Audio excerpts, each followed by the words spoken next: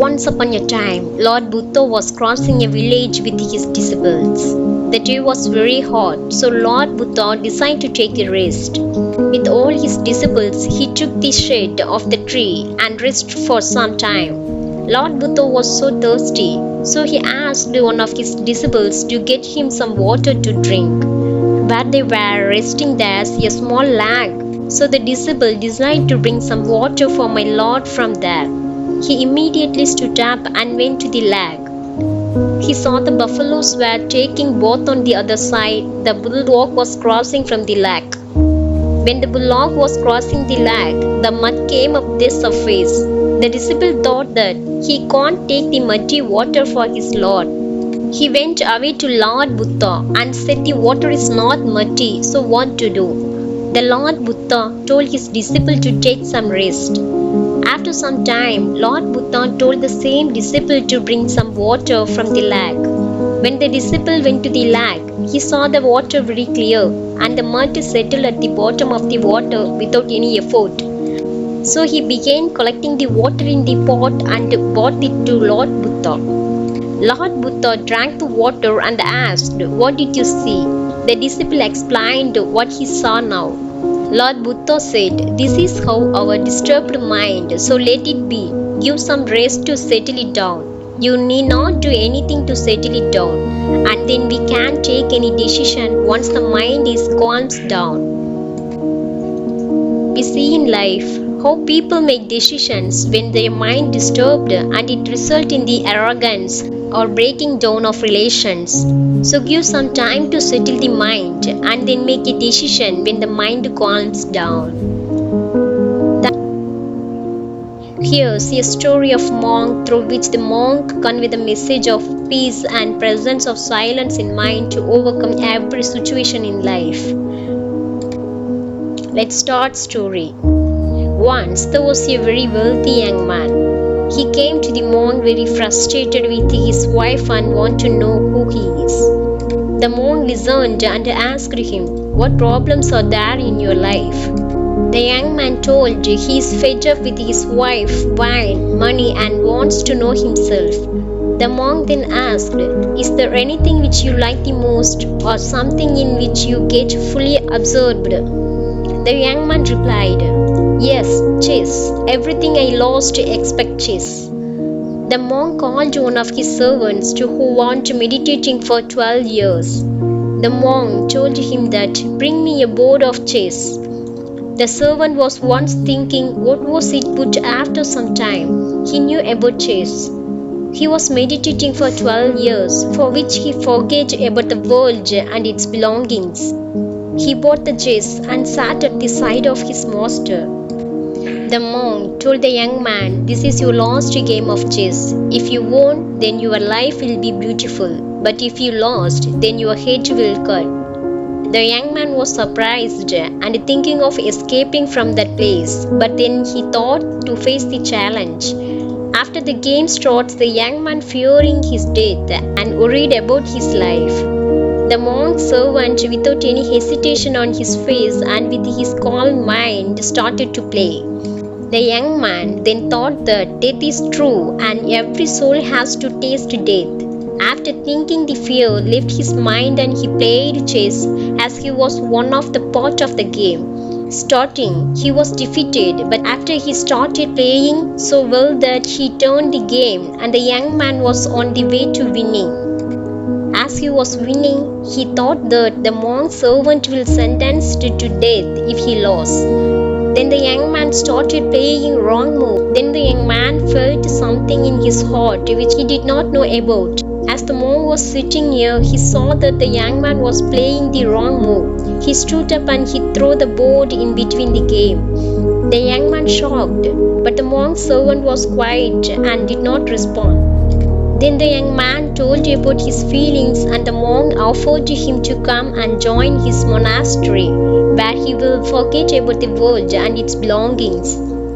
The young man asked why your servant did not respond. The monk replied, "He already has his soul in heaven." The man then left the world and came to the monk for peace within him.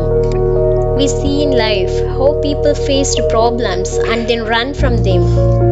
If we won't think of the result, then our mind will be peaceful and the worry will gone.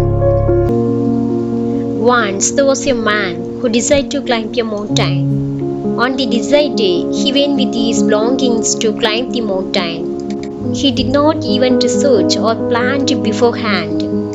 He started climbing the mountain, and on reaching a certain height, he took a rest and had some food. While eating the food, he thanked for what God has given him and also thanked him for making him see the beautiful scene from the height of the mountain. The sun was about to set, and he decided to take a rest at the night. The next morning, he continued to climb the mountain. Because of the clouds and height of the mountain, he could not see anything, but still he continued to climb the mountain. He thought God will guide and perfect him with his faith. He continued to climb the mountain, but he did not know he was moving upwards, downwards, or sideways. He continued to climb the mountain at night with the faith of God. At a certain distance, he encountered the edge. He slipped and fell into the air. Falling at a great speed, his mind was thinking of the death to come. All of a sudden, he feels the rope tied his waist pull him very hard. Now he was not falling, but still hanging in the air. Only the rope was helping him to stay alive and in fear. He started shouting, "Help me, God!" The voice came from the sky. "What do you want me to do?" The man replied, "Save me." The voice said, "Do it exactly what I say you." The man replied, "Of course, what you will say I will do." The voice said, "Cut the rope tied to your waist. Free yourself and you will be saved." The man holds the rope tightly, and the night was very cold. Next day, the rescue team found a body tied to the rope frozen, and the hand was holding the rope tight. He was hanging only 3 feet above the ground. We see in life how people say we trust God but don't, and they end up losing up their life. If you trust God, then you must believe in His power. Once there was a man who lived in a village. He wants to work hard and earn money to become successful. He went to town searching for a job. He finds a shop of the carpenter and goes to ask him for a job. The carpenter examined and then gave him an axe. Then he told him to cut the trees and bring them to him. The man went to the forest and started cutting the trees. On the first day, he cut more trees and gave it to the carpenter. On the first day, he was praised by the carpenter. As the days passed, the man was bringing less and less number of trees. The carpenter, when noticed, asked the man, "Why are you bringing few trees?" The man did not know the answer, so he told, "I must be losing my power." After listening to his answer, the carpenter said, "No, you are not losing your power," and asked, "When was the last time you sharpened your axe?" The man said, "Sharpen? I don't have time to sharpen my axe. I was very busy in cutting the trees." The carpenter said, "That's the reason you are not able to cut more trees."